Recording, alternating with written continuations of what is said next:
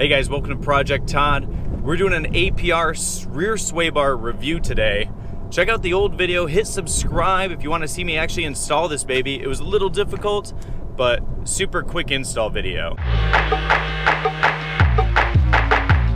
Did it with the Moog End bar links.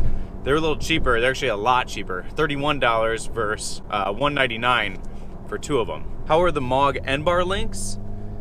They seem just fine. They're definitely a lot stronger than the stock plastic end bar links that were in there. Difficult to install a little bit, but I used a straight screwdriver, was able to wedge them in there, so that was great.